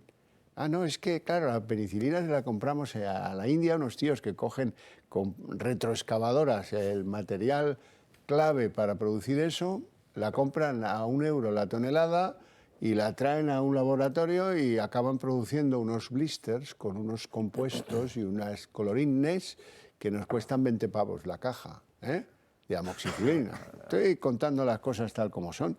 Ah, no, pero es que la globalización es muy buena. Es tan buena que ahora no hay quien haga algo tan sencillo como antibióticos inventados. ¿Se acuerdan del señor Fleming? Vale, pues ese. No el de Costa Fleming, que eso era otra cosa. El investigador, Alexander Fleming. Bueno, me duele mucho esto por las víctimas, me duele porque es asqueroso cómo están tratando a las mujeres con la respuesta política a una ley errónea de pe a pa, la ley del solo sí es sí. ¿Qué novedades tenemos respecto de eso? Van a conocer que según Bolaños se han cruzado 4 propuestas para ver cómo no rompemos la coalición, que yo creo que al final la van a romper. Yo creo que están sentando las bases para que nadie se alarme mucho y que al final esto se rompe, en mi opinión. Bueno, pues resulta que Bolaños dice que, claro, con esos tíos ya les hemos mandado 4 propuestas y dicen que no a las 4. Así es que lo vamos a hacer nosotros cuando toque por la vía de la proposición de ley y con expertos y fortalecidos y ya veremos si no con el apoyo. Le decían el otro día en el Senado Sánchez a Feijóo que no. Ya veremos si no con el apoyo del Partido Popular. De momento Feijóo ha dicho algo interesante hoy y es que la clave es recuperar la línea de penas establecida por la legislación anteriormente, quiero decir, no antiguamente. Y eso es justo lo mismo que anda diciendo el PSOE, para que vayan ustedes cuadrando la tostada. Bueno, vamos a ver ya qué es lo que ha pasado con la ley del solo sí es sí hoy. La división en el Ejecutivo se acentúa. Estamos en un momento clave de la negociación. Y ahora la parte socialista del Gobierno insiste en que ya han llegado a un primer acuerdo para la reforma de la ley. Estamos de acuerdo en 2 cosas, que es, en primer lugar, mantener el consentimiento en el centro de la ley penal y, en segundo lugar, que no se pueden repetir rebajas de penas a agresores sexuales. El consentimiento es una línea roja por parte de Podemos. Los socios de Sánchez acusan a sus socios de legislatura de querer hacer cambios porque se sienten presionados. Hay 2 fuerzas políticas, una a la que le suelen temblar las piernas y otra a la que no. Y siguen achacando a que la culpa es de los magistrados. Hay que seguir intentando explicar, a pesar del enorme ruido que hace la derecha mediática, política y judicial, que estamos ante una mala aplicación, una incorrecta aplicación de la ley solo sí es sí, que ha llevado a algunas rebajas de penas por parte de una minoría de los jueces. Ayer la norma estrella de la ministra Montero se llevó el titular en el Consejo de Ministros. Anunciaron cambios técnicos, eso sí, sin detallar qué ajustes van a realizarse en el texto legal. El mayor temor de los morados es que el Partido Socialista pueda aceptar los apoyos del PP para reformar la norma. Todavía tenemos mucha tela que cortar y muchos disparates que escuchar, pero hombre, al menos acabar con la hemorragia. ¿Cuál es el requisito que ponemos? Hombre, reponer la intensidad de las penas anteriores. El Ejecutivo insiste en que la coalición no va a romperse y son ya 4 los meses en los que ningún miembro del Ejecutivo ha asumido responsabilidades. Solo una de las ponentes que ayudó a la redacción del texto, Patricia Falardo, reconoce que desde el inicio sabían que había condenados que se iban a beneficiar. Bueno, muy bien. Quizás el tema con más mordiente lo dijo Carmen Calvo en una tertulia demencial que tienen en la SER entre Carmen Calvo, Pablo Iglesias y José Manuel García Margallo, que estaba así, que no salía de su asombro. ¿Qué dijo Carmen? Lo recordarán porque lo vimos aquí juntos. Carmen Calvo dijo: pero si ya te dijo el ministro de Justicia, ya os dijo en el Consejo de Ministros que esto estaba mal hecho y que iba a producir efectos indeseados. Y el otro que estaba, claro, se está metiendo con la ley de su señora. Y estaba furioso. Salió de la tertulia, alguien le debió decir y dijo: eso que ha hecho es divulgar las deliberaciones del Consejo de Ministros. No divulgó nada. Y es gravísimo, es acusar, es como decir que el Ministerio de Justicia prevarica. Bueno, hoy para apoyar a Carmen Calvo, resulta que ha aparecido una misteriosa nota supuestamente de Moncloa al presidente, anunciándole pues que, oiga, mire, las penas previstas para los tipos agravados por la concurrencia de las circunstancias previstas. El escritor de esto debiera estar fusilado al alba. Pero bueno, es Moncloa y eso, ahí manda Bolaños. En fin, que van a quedar sustancialmente reducidas al pasar por el condicionante tal y cual de la prisión de 5 a 10 años en el tipo básico y tal. Sigo y acabo enseguida, porque es infumable la manera en que redactan en Moncloa.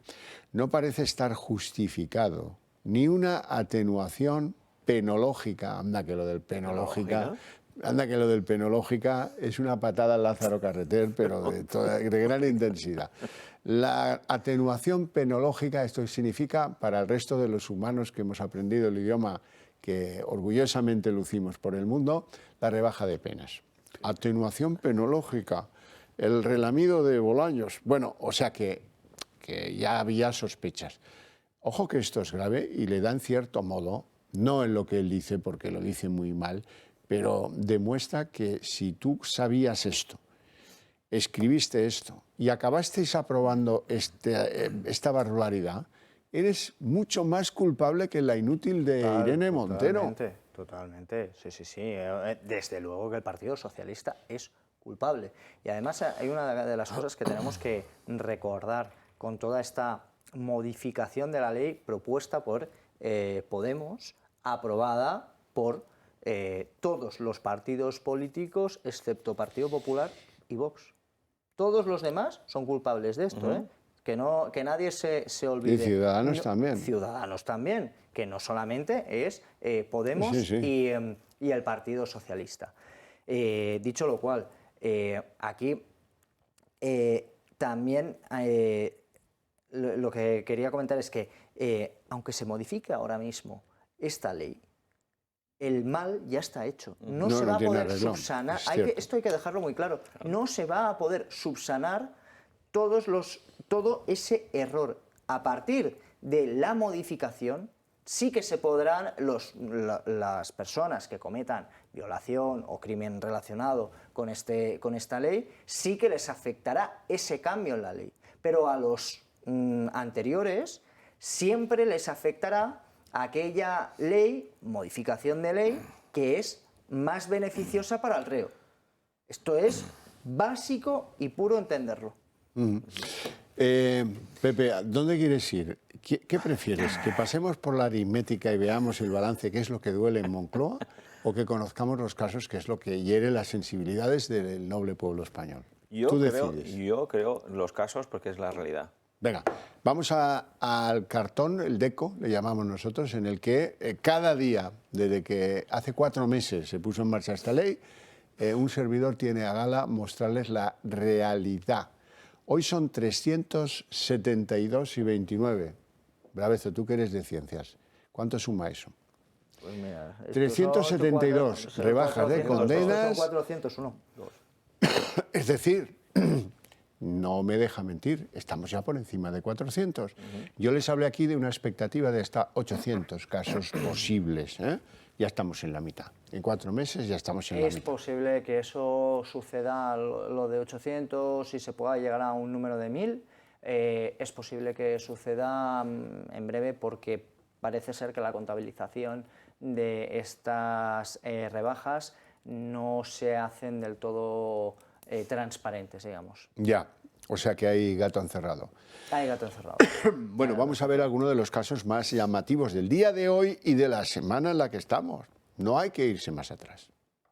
Semana muy negra para las mujeres por culpa de Irene Montero. Mientras que el cisma dentro del gobierno de coalición no deja de crecer por la reforma de la ley, lo cierto es que los agresores sexuales continúan beneficiándose con rebajas de condena e incluso pisando la calle. Los últimos casos han tenido lugar en Oviedo. La audiencia provincial ha rebajado las penas de 3 hombres condenados por agresión sexual. El primer caso es el de un hombre condenado a 6 años de prisión por un delito continuado de abuso sexual a una menor de 16 años. Ahora su condena pasa a ser de 5 años y 6 meses. El segundo caso es el de un hombre condenado por corrupción de menores y abuso sexual a un menor de 13 años. Su pena inicial era de 16 y ahora se queda en 9 años y 1 día de prisión. Y el tercero es un hombre condenado a un total de 31 años y 6 meses de cárcel por 2 delitos de agresión sexual con uso de armas. Su condena ahora se queda en 29 años. Y en Sevilla la audiencia ha reducido de 8 a 6 años la pena de cárcel impuesta a un hombre por un delito de agresión sexual a una menor de 16 años en grado de tentativa y con la agravante de reincidencia. Una suerte de la que también se han beneficiado otros 2 agresores en Pontevedra. En el primer caso se ha reducido de 6 a 4 años la pena impuesta a un hombre que agredió sexualmente a una menor en el exterior de una discoteca.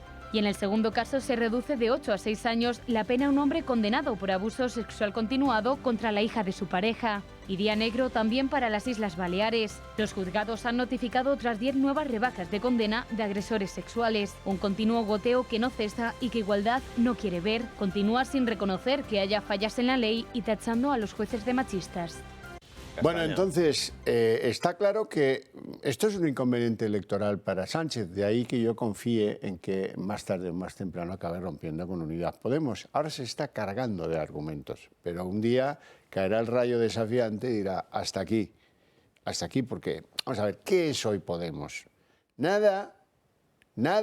Cuando pactó con ellos sí que era un problema con el que tenía que repartir el espacio electoral de la izquierda en España.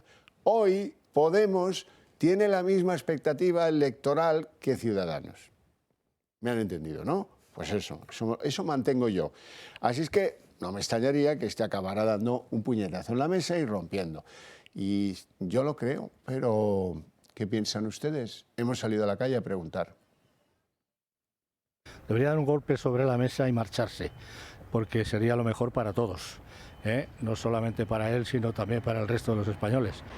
Me parece tan irracional todo esto y tan pocas ganas de ser empático con las víctimas, como pasa con las víctimas de ETA, como pasa tantas cosas en este país, que se dejan olvidadas porque conviene. Pues me parece una falta de sentido común, una cejazón que va más allá de lo normal y que la verdad es lamentable. Cuando después de que te agreden y te violan, tu violador sale a la calle simplemente porque ella se empecina en una tontería.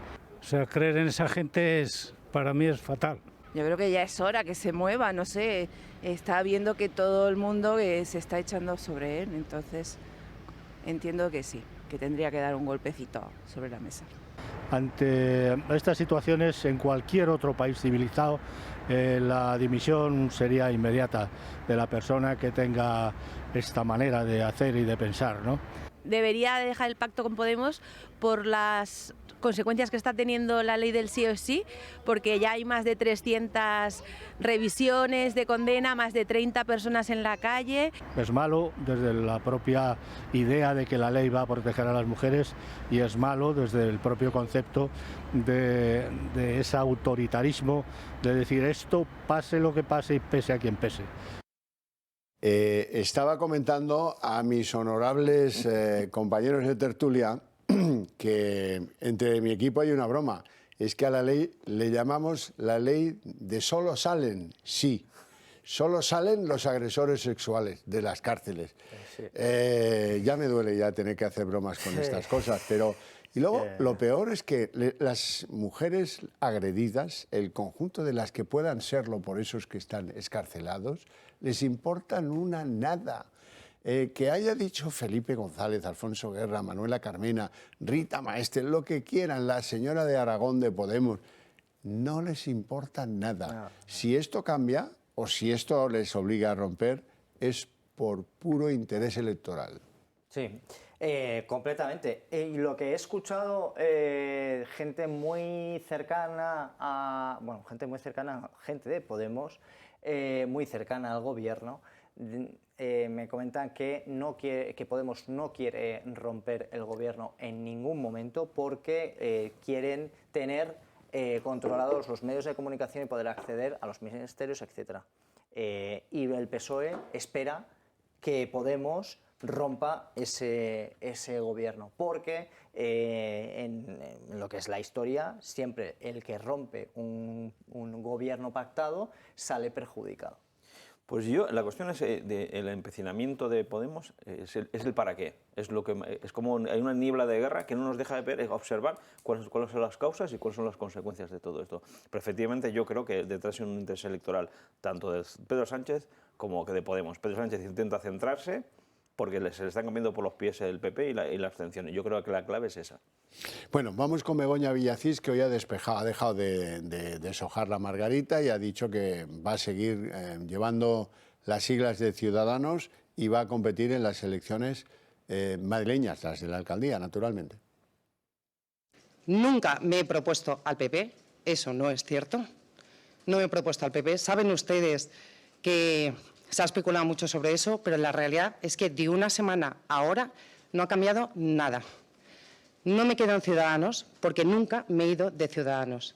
Esta semana me ha servido para estar más convencida que nunca. Creo que sobran las razones para que la gente confíe en nuestro proyecto. Y por todas estas razones yo me voy a presentar para liderar, como vengo diciendo durante todos estos años, el espacio de centro en Madrid, el espacio que representa Ciudadanos. Me voy a presentar a las primarias de Ciudadanos y por todo ello voy a hacer valer el tipo de política en la que creo. La política limpia, la política sin complejos y la política con convicciones, con principios y con integridad. Madre mía, las primarias de Ciudadanos, pero si esos son todos dados que se tiran y gana siempre el mismo, ¿no? Hay Poupée de Cire. Poupée de Cire es una canción muy bonita de los años 60, en francés, muñeca de cera. Qué equivocada estás y qué mal has jugado tus cartas. Muchísimas gracias, queridos amigos. Gracias. A ustedes les veo en el día en 30 minutos.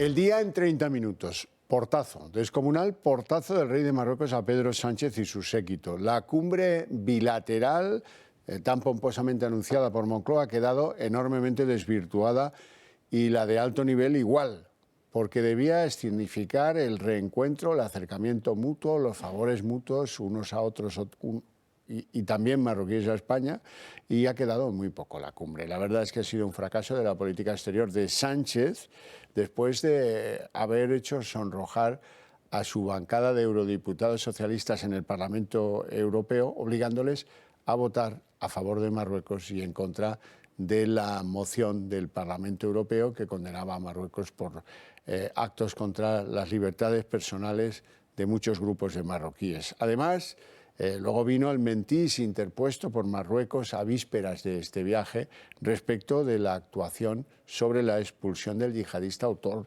del atentado de Algeciras. Y esta cumbre lo que viene a hacer es poner en evidencia que el gobierno español tiene graves tensiones por este asunto marroquí, porque los de Unidas Podemos dicen que no comparten nada de lo que está haciendo Sánchez con Marruecos y por lo tanto han querido quedarse a un lado, han querido quedarse en España. Los morados afirman su compromiso con los saharauis, a quienes les han reiterado su deseo de que acaben teniendo un referéndum y por lo tanto están en contra radicalmente del plan marroquí que estaba tratando de labrar Pedro Sánchez y que tiene bastante poco futuro. Marina Álvarez.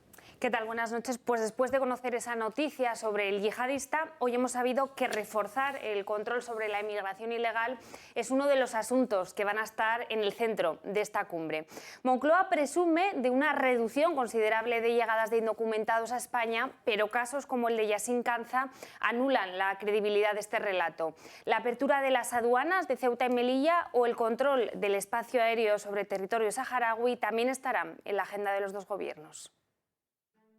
Mohamed VI no recibirá a Sánchez en Rabat. 8 años han tenido que esperar ambos países para reunirse en una nueva cumbre y un encuentro, el del presidente español con el monarca del país vecino, que no se va a producir. Moncloa insiste en que la celebración de la cumbre es una cita fundamental para normalizar las relaciones entre ambos países. Es un país vecino con el que queremos tener una relación de lealtad, de cooperación, de relaciones comerciales, culturales, económicas. Tiene una importancia decisiva para que fortalezcamos esos lazos entre España y Marruecos. Sus socios de Podemos no le acompañan, quienes sí, 12 de sus ministros del PSOE. España intenta blindar estos días una veintena de acuerdos. La colaboración hispano-marroquí en materia de seguridad, lucha antiterrorista y cooperación en materia de inmigración ilegal serán 3 de los principales asuntos que estarán presentes en la reunión. El gobierno se afana en que la recuperación de las relaciones entre ambos países ha permitido reducir en hasta un 31% las llegadas de inmigrantes ilegales a las costas españolas. Insisten en que la colaboración ha permitido detener a casi medio millar de personas con intención de atentar en nuestro país. Un dato que llama la atención después del atentado de Algeciras protagonizado la semana pasada por un joven de 25 años, Yassin Kanja, que Interior insiste tenía una orden de expulsión a Marruecos, petición que ahora Rabat dice nunca llegó. En el escenario de la reunión de alto nivel también estará sobre la mesa la fijación de un calendario para la apertura de las aduanas de Ceuta y Melilla que permitan la reanudación del comercio entre los dos países. Pero en la amplia carpeta de temas de la cumbre se encuentra también la denominada batalla sobre el control del espacio aéreo del territorio saharaui, gestionado a día de hoy por un centro de control de Rabat y de Gran Canaria y que Marruecos reclama para sí. Esta tarde la cumbre arrancará con un foro empresarial que clausurarán Sánchez y su homólogo de Marruecos. El presidente de la COE, Antonio Garamendi, también está invitado, pero no asistirá, alegando motivos personales, justo un día después de que el presidente Sánchez haya anunciado una nueva subida del SMI.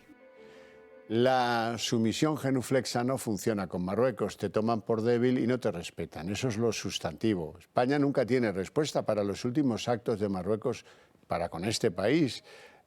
Y en el pasado todavía menos. En la última cena entre el presidente español y el rey de Marruecos se caracterizó porque nos pusieron la bandera en la cena oficial boca abajo. Después de eso hay que recordar la carta que los marroquíes mandaron a Naciones Unidas en la que reivindican su soberanía sobre las ciudades españolas de Ceuta y de Melilla. Y qué decir de cuando, con muy poco respeto por sus jóvenes, los mandan a la valla, al mar, a tratar de saltar la frontera de Ceuta con el engaño de que iba a jugar el Madrid esa tarde. Eso es lo que va haciendo Marruecos, como por ejemplo no avisar a las fuerzas del orden españolas de cuando se prevén invasiones de subsaharianos del monte Gurugú a la frontera de Melilla. En fin, vamos a ver a continuación la historia reciente de esas relaciones bilaterales que la verdad es que hace que los españoles nos sintamos como bajo una espada de Damocles. El vecino del sur siempre hay que estar haciéndole concesiones y no nos respeta lo más mínimo. La relación entre España y Marruecos nunca fue fácil. La vecindad entre ambos ha llevado a los diferentes gobiernos al entendimiento y a la búsqueda de equilibrio a pesar de las diferencias. Sin embargo, el gobierno de Sánchez ha dinamitado dicho equilibrio y ha caído en la sumisión a los designios de Mohamed VI. Sánchez enfureció al monarca marroquí al acoger en España al líder del Frente Polisario, Brahim Ghali. Marruecos envió a más de 10.000 inmigrantes ilegales contra la frontera de Ceuta como respuesta. La reacción de Marlaska fue premiar con 30 millones de euros al país que orquestó el asalto. Las relaciones diplomáticas se rompieron hasta que Sánchez dio el inexplicable giro sobre el Sáhara y dio el visto bueno a la propuesta marroquí. Rompió así con 40 años de política internacional y con las relaciones con el principal suministrador de gas, Argelia. La sumisión de Sánchez a Marruecos no ha frenado las pretensiones alawíes contrarias a la integridad territorial y a los intereses españoles. Mohamed VI sigue reclamando Ceuta y Melilla como propias. De hecho, la Cámara Baja aprobó una declaración institucional en la que describe a Ceuta como una ciudad marroquí ocupada. Las Islas Canarias también están en el radar marroquí. Ya en 2020, Marruecos aprobó la extensión de su frontera marítima hacia el archipiélago canario y hacia el Sáhara Occidental. Se produce así un solapamiento en el control de esa parte del Océano Atlántico. Aguas muy ricas, por cierto, en telurio y en otros minerales estratégicos. Estos no son los únicos problemas que nos da Marruecos. Otro es la competencia desleal contra sectores nacionales importantes, como el agroalimentario. Las importaciones crecieron un 34% de 2017 a 2021 en virtud de los pactos alcanzados con el país vecino por parte de la Unión Europea. El sector agroalimentario marroquí no pasa por los mismos estándares que el español. Sin embargo, se permite a Marruecos entrar en el mercado europeo con reglas más laxas. El campo español parte con una clara desventaja. ¿Se hará nuestro país respetar en el ámbito internacional? De bofetada en bofetada. Así se puede resumir el calvario marroquí de Pedro Sánchez hoy y mañana. Pues ya sabemos que la víspera de la cumbre tan cacareada por Moncloa, los medios pseudooficiales de Marruecos le daban una bofetada a España porque dicen que los españoles no pidieron nunca que recogieran al expulsado yihadista del atentado de Algeciras, el que causó la muerte. Eso ya era un signo de que este viaje iba a tener pocos resultados. Un signo de que en realidad al Rey de Marruecos las relaciones con España y el resultado de esta cumbre le importan una higa. En Marruecos todo pasa por el rey. El rey no es como en Europa. El rey lo manda todo. Decide quién es ministro y cuánto debe gastar y quién maneja los lobbies. Todo incluye también la corrupción, Y esta cumbre, desleída porque el rey de Marruecos ha decidido no presidir ni siquiera una cena con el presidente visitante, ese que le hace favores descomunales, pues acaba siendo una cumbre menor, pero muy menor. Recordarán que este tipo de cenas pues nos hizo sulfurar en el pasado, porque nos ponían la bandera boca abajo. Pero la verdad es que ahora se pueden preguntar ustedes, ¿por qué no recibe el rey alauí a Pedro Sánchez? Pues porque el señor rey de Marruecos está de vacaciones en un lejano país que se llama Gabón, en su residencia veraniega allí. Y ha dicho que de ir a Rabat, volar hasta Rabat para reunirse con el pelmazo el presidente Sánchez y sus 12 pitufos ministeriales, pues que no, que si acaso le llamo por teléfono y le invito a una visita oficial y ya veremos cuando toque. Otra señal de que le importa un rábano esta cumbre a Marruecos pues ha sido pues que nadie ha tratado de compensar el desdoro de la ausencia del rey. Ha sido lamentable desde un punto de vista diplomático. Tanto que uno se para a pensar, ¿serían capaces los marroquíes de hacerle esto a Emmanuel Macron? Creen que no, ¿verdad? Yo también. Y unas horas antes de que diera comienzo esta cumbre en Rabat, Marlaska ha destituido al jefe de la Guardia Civil de Melilla. Jesús Vicente Torresano llevaba solo 2 meses en el cargo al que accedió en plena polémica por el salto a la valla de Melilla en la que murieron 23 inmigrantes. A raíz de este incidente, Torresano solicitó que se reforzara la protección de los agentes en la frontera con Marruecos. Interior alega que su cese se debe a una falta de idoneidad para el cargo. Los agentes aseguran que no han recibido ningún tipo de explicaciones y desde Jucil, la asociación mayoritaria, piden la dimisión de Marlaska por haber cesado de manera soterrada a Torresano. Y entrando en el territorio de la llamada ley del solo sí es sí, resulta que Moncloa ha filtrado hoy documentos que prueban que ellos alertaron a Presidencia del Gobierno sobre los nefastos efectos de la ley Montero. Y ya saben ya sabe lo que suele decirse, el que sabe y no evita se coloca en la primera fila de los culpables de este desastre producido por la ley Montero. Hay mucho nerviosismo entre los socios, eso es claramente visible, y hoy sumamos 272 rebajas de condena y 29 excarcelaciones. Y esto es consecuencia de la indiferencia del Partido Socialista ante esta ley. Esto se traduce cada día en nuevos agresores beneficiados. Ya son hoy 372 las rebajas de condena hasta ahora. Una de ellas ha tenido lugar en Oviedo, donde un violador múltiple pasará 11 años menos en la cárcel.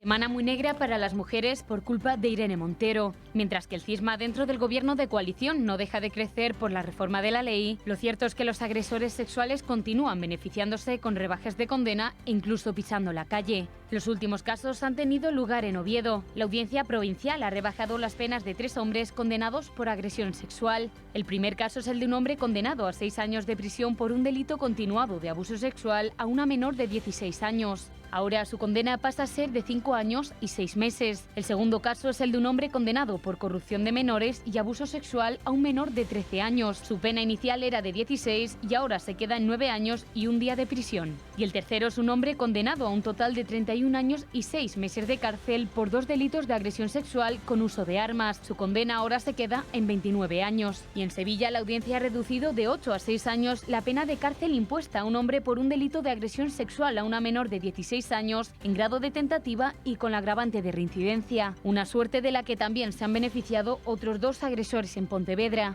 En el primer caso se ha reducido de 6 a 4 años la pena impuesta a un hombre que agredió sexualmente a una menor en el exterior de una discoteca.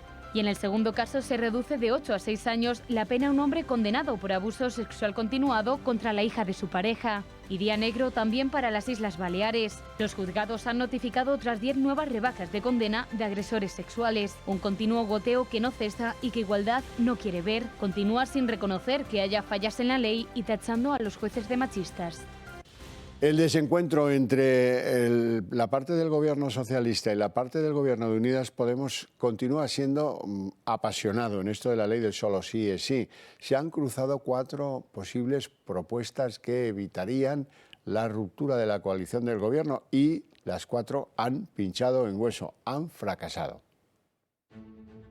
La división en el Ejecutivo se acentúa. Estamos en un momento clave de la negociación. Y ahora la parte socialista del Gobierno insiste en que ya han llegado a un primer acuerdo para la reforma de la ley. Estamos de acuerdo en 2 cosas, que es, en primer lugar, mantener el consentimiento en el centro de la ley penal y, en segundo lugar, que no se pueden repetir rebajas de penas a agresores sexuales. El consentimiento es una línea roja por parte de Podemos. Los socios de Sánchez acusan a sus socios de legislatura de querer hacer cambios porque se sienten presionados. Hay 2 fuerzas políticas, una a la que le suelen temblar las piernas y otra a la que no. Y siguen achacando a que la culpa es de los magistrados. Hay que seguir intentando explicar, a pesar del enorme ruido que hace la derecha mediática, política y judicial, que estamos ante una mala aplicación, una incorrecta aplicación de la ley solo sí es sí, que ha llevado a algunas rebajas de penas por parte de una minoría de los jueces. Ayer la norma estrella de la ministra Montero se llevó el titular en el Consejo de Ministros.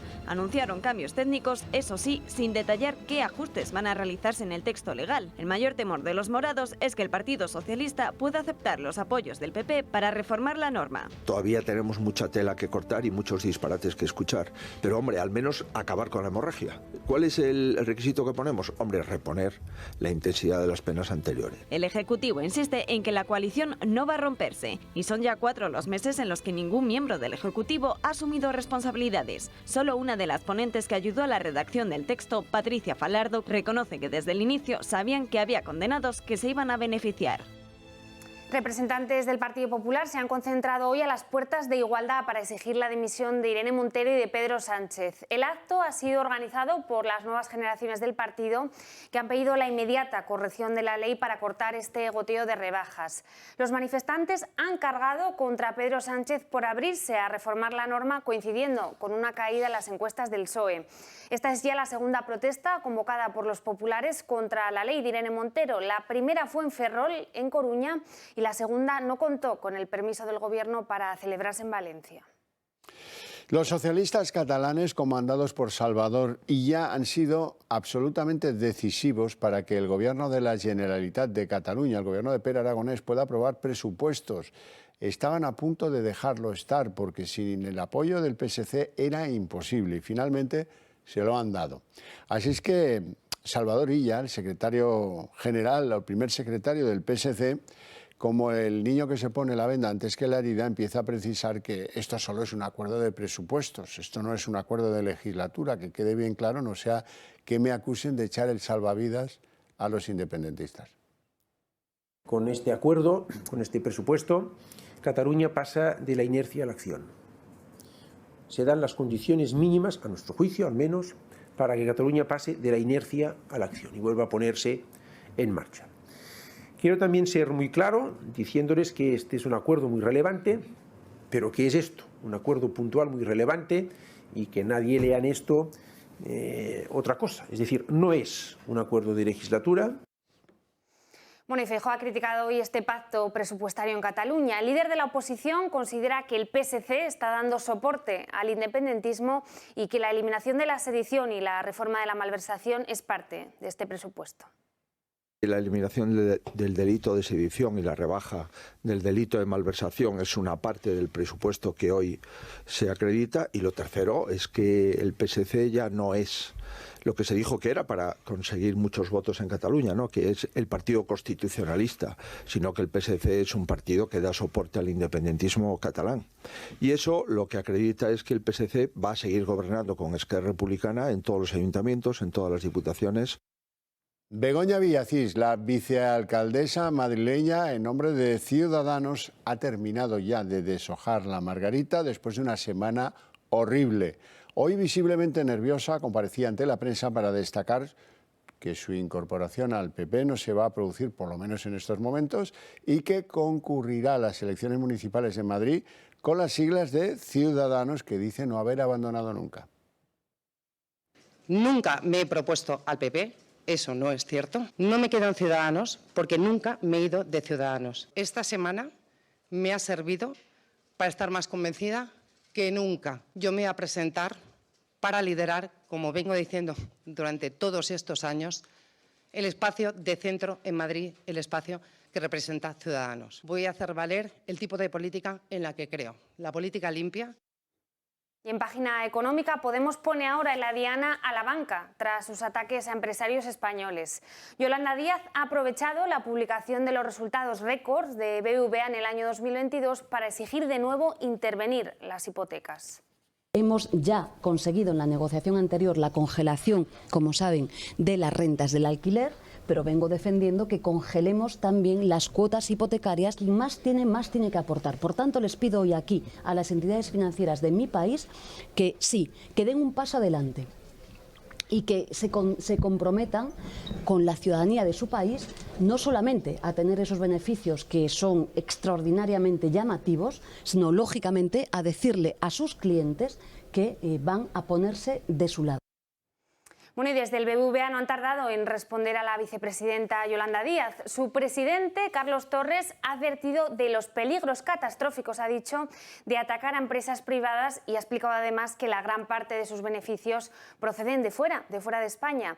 Torres ha recordado que su empresa todavía no cubre costes de capital y que están en un proceso de normalización tras la crisis de los precios de los últimos meses. Bueno, y en Madrid resulta que el gobierno de Isabel Díaz Ayuso ha decidido llevar al Tribunal Constitucional el impuesto llamado de los ricos que el gobierno pretende implantar en todo el territorio español. La tesis que alega y que cuenta a continuación uno de los consejeros madrileños, Osorio, es la de la invasión de competencias por parte de lo que pues corresponde al gobierno de Isabel Díaz Ayuso. Hoy se ha presentado el recurso de inconstitucionalidad contra el impuesto temporal de solidaridad de las grandes fortunas, un nuevo impuesto que va contra el ahorro y la inversión. Este impuesto al que con su ahorro ha invertido tendrá efectos negativos para Madrid. Solo en Madrid, que aglutina 3 de cada 4 euros de inversión extranjera que viene a España, podría bajar la recaudación en 5.000 millones de euros que no podían destinarse a financiar los servicios públicos. Pues avances hay y varios en el llamado caso Azud, un caso de corrupción de lo más grosero. Te entrego un dinero para la financiación de tu partido, en este caso el socialista, y tú me traes contratos para que yo me forre con ellos. Antiguo como el hilo negro, pero ¿qué quieren que les diga?